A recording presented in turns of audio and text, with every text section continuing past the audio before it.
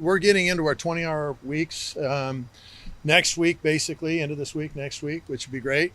Right now, a lot of strength training and individual work and stuff like that. How's the strength training and individual work? How's that kind of going for everybody? Good. I mean, the guys came back in really good condition. We look physical, and now it's just getting them in baseball shape. Elite segue coming here. What are the strengths of your program right now going into this season?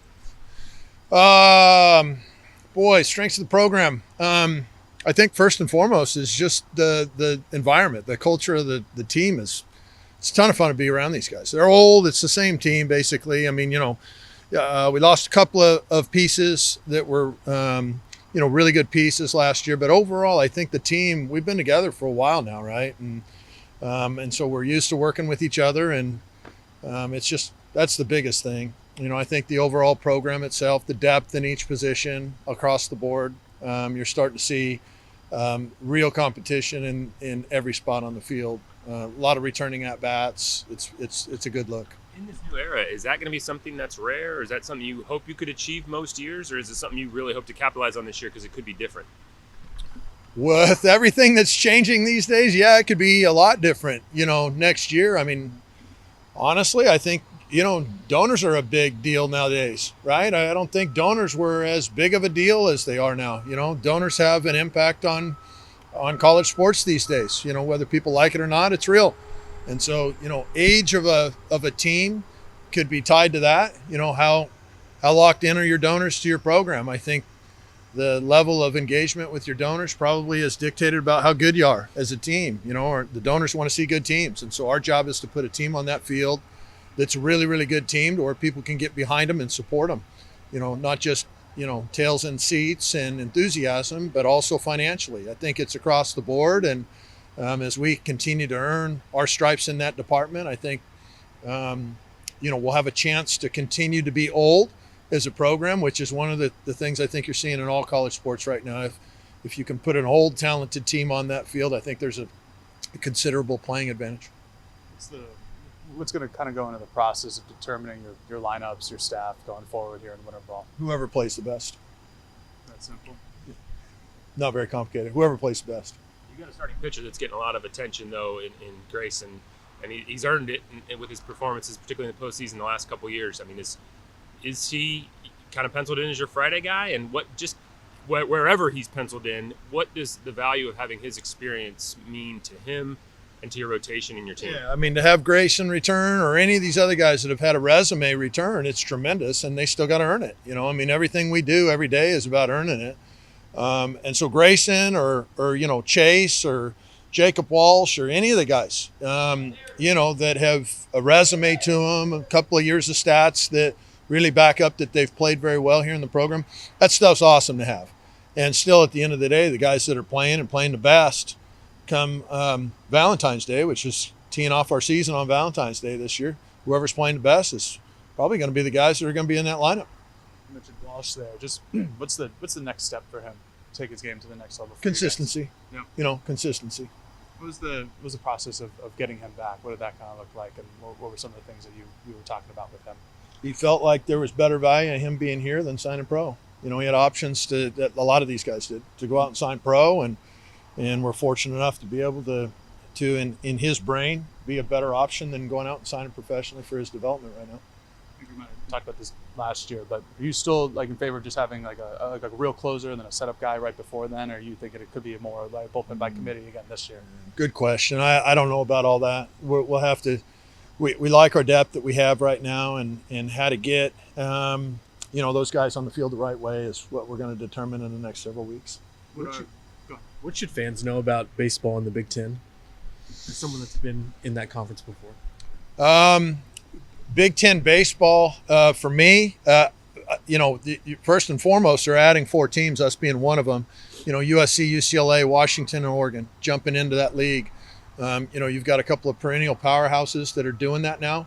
And USC is a team that when you come to the history of college baseball, I don't think anybody touches their history. Their history's been tremendous. And so you're adding some pretty good, strong teams to a league that has been a steady league through the years. There's been some College World Series teams that have snuck in And, it's up to us to be able to increase those numbers, and I think it clearly will. I think the biggest thing that fans are going to see with Big Ten sports in general, especially, I think success usually follows the trail of the monies that are getting invested into these programs. And when the programs are getting big investment, you're going to see that. Usually takes maybe a year or a small sample size of time before you're going to see that in the sports. But I think what you're going to see in Big Ten sports is I think you're going to see them explode across the board. I just think the investments are at such a level that, they're unmatched across the country. There's only one other conference that's relatively close to it, and the other ones, there's just a gap. And I think as those years go on, you're going to see the compound effect of what that means, and it should be advantageous for the Big Ten Conference. Not that a ton of Big Ten teams have come out here over the years, but I think something that would be striking, like when a Michigan State would come here. I mean, they're just big physical dudes, and that's something that you've really stressed, I think, the last few years. Do you feel like that, in terms of that physicality, is that a mark of this conference? And do you think your program is better thanks to the work you guys have done, better capable of matching physicality of somebody you go up against? We wanted to be physical. We want to be a balanced program. We want to be able to win in any way that we need to win. If it's a day where runs are at a premium, whether it's because there's a really good pitcher on the hill or conditions just dictate that, maybe the wind's blowing in that day or whatever reason, we want to be able to win by advancing runners an old school way with a bunt or a hit and run or something like that. And then we want to be able to win with hitting the ball over the fence. I think we've broken school records in home runs every year now for the last several, and it wouldn't surprise me if we did that again. And so, physicality is a big deal for our program. We want to be big, we want to be physical, but we don't want to be like boxy big. We want to be athletic and be able to move and have that strength really work for us instead of just look good on a beach. Have you guys done anything differently to prepare for Big Ten, whether it's the travel or just anything this season to kind of prepare to play in a new league? Chartering flights. Has that been kind of an adjustment to make, or? For the administration, it's an adjustment. For us, we're not going to go through a public terminal, but it's necessary, right? I mean, without it, when you're looking at a 56-game regular season schedule and trying to get games in on Tuesdays and Wednesdays, and when you're traveling to, greater distances, it's just, there is no logical way of doing it unless you're chartering, at least productively when it comes to trying to win games. To be able to play games, sure, you can fly commercial and you can do that, bounce around the country on commercial legs, but I don't think that's going to tee your student athletes up for the student part of it being in class, and I don't think that's going to tee your athletes up for having rest to where they can compete at their best level of ability. So I think the administration has clearly recognized that, and that's why they shifted to more charter flights for us.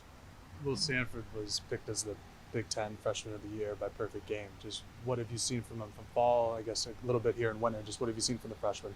Well, he's really good. That's what I've seen. There's a couple of freshmen that are really, really good. Will's unique. He's got command of 4 pitches. He's pitched in really big games. Like, he gets it. It's a live fastball. It's really good secondary stuff. He's advanced.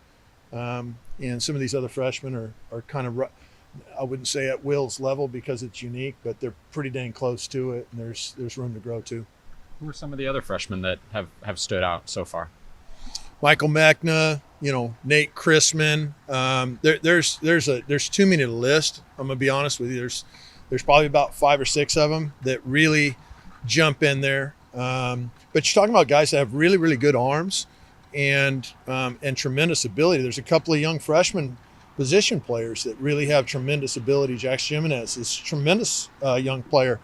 And yet we've got a bunch of old guys that he's got to work through to be able to earn his stripes. But if he outplays them, then he'll get in there. How important was it to keep the Beavers on the schedule, even though you're not in the same conference anymore?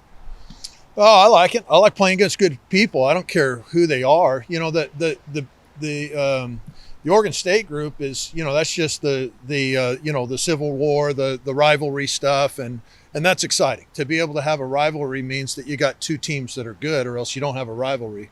And so it's our job to be good, right? And so from my standpoint, I'm excited about it because we get a chance to be able to play against good people, and they're good this year. We're going to be good this year, and so we'll have a real rivalry again this year. We look to continue that I like that. I like playing against good people. And I think right now, and it's been this way now for a few years, where we're the two best teams on the entire West Coast, and they happen to be in just this state of Oregon. So it's a real blessing, especially for the people in this area, to be able to have the kind of baseball that's being provided up here. You guys kind of determined a role for Wrights yet? I know that he was kind of back and forth between his. I'm sorry, for who? For Reitz. Yep. I know he was kind of back and forth at St. Mary's last year between a starter and a relief guy. Have you guys kind of determined a role for him yet? Not yet. He's got a great arm, though, and we're lucky to have him.